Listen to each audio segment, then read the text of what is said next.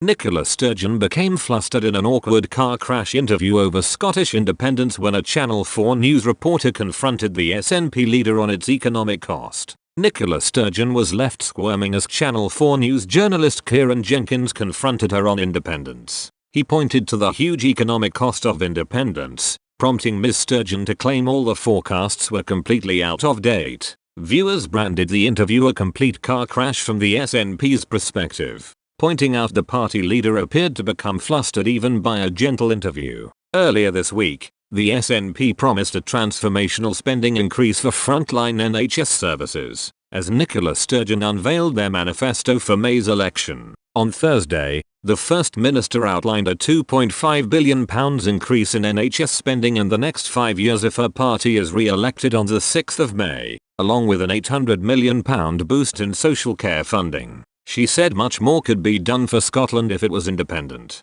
The SNP also pledged to freeze income tax and to hold an independence referendum by the end of 2023, provided the COVID crisis is over. Mr. Jenkins explained. Sturgeon wants this election to be the gateway to independence. But, when we asked her about the economics behind it and she told us the figures behind the SNP's own economics report, the Growth Commission, from just 3 years ago are now completely out of date. Mr. Jenkins asked the SNP leader, "Have you conducted an analysis of the economic consequences of independence?" Ms. Sturgeon said, "When we put the choice of independence in the form of a referendum, we will do the analysis at that point and let Scottish people decide." The Channel 4 News reporter responded, "Well, experts from the LSE have done some detailed research and they estimate that trade costs between Scotland and the rest of the UK would rise by 15% after independence in an optimistic scenario and by 30% in a pessimistic scenario." Ms.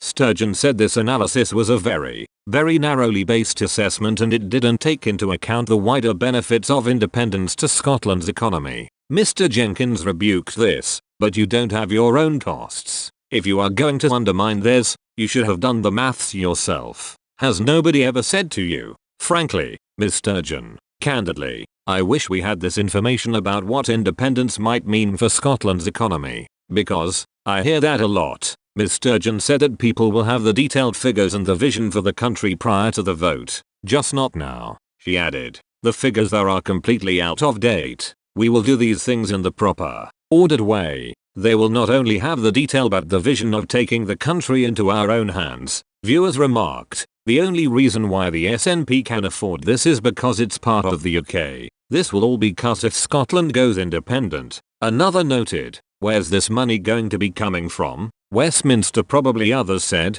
"I am getting tired of this independence thing. Just let them go already and let them manage their economy and let's see if they can manage it with a lack of capital and investment from Westminster."